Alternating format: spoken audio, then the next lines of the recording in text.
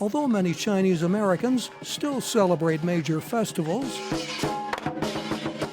live and work in historic Chinatown in downtown Los Angeles, the most heavily populated Chinese areas of Los Angeles are the eastern suburbs, the San Gabriel Valley. 13-year-old Jenny Ha plays with her younger brother here, a place that has attracted many migrants from mainland China. Jenny, her brother and father made their way through Central America, and VOA met them at a migrant center in Panama in February. Their father, Ha, asks that he not be fully identified for fear that Chinese authorities will harass his family in China. Our boat overturned, so we couldn't go by boat. So instead of a 2.5-day walk, we had to walk for 4.5 days in the rainforest. He would later lose sight of the migrant caravan in the depths of the rainforest. I couldn't see anyone in front of us or behind us. At that point, it was a test of my own state of mind.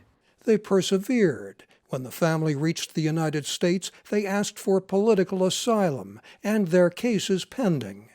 Jenny misses her dog back in China and her mom, who will join them later, but she is happy here. The America I had imagined is a place that's not very safe.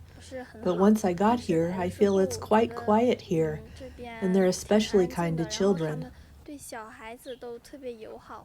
Another asylum applicant from China, Li DeLong, delivers food from a rental car. 2 years ago, he faced hardships and bandits in Central America. Li now lives and works in a neighborhood where not much English is needed to survive.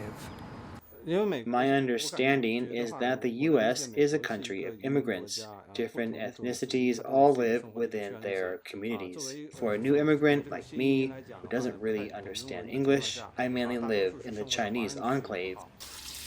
Li copes with loneliness, but says life is better here than in China. In that kind of environment, it's hard to survive. We're not optimistic about the future of China, especially since Xi Jinping came to power. The Chinese economy is declining in a straight line. U.S. officials say from October 2023 through April 2024, 27,700 Chinese migrants tried to enter without visas through the southern border, along with hundreds of thousands of migrants from other countries. The waves of Chinese immigrants arriving in Los Angeles over the years have received help from benevolent groups made up of Chinese who had come before them. More recently, help has come from outside their own communities, including English lessons from this local church and household supplies at this neighborhood charity drive. Much of the aid is informal, coming from new friends made at work or at gathering places like shopping centers and temples, as they adapt to a world that's both familiar and different. Mike O'Sullivan, VOA News, Los Angeles.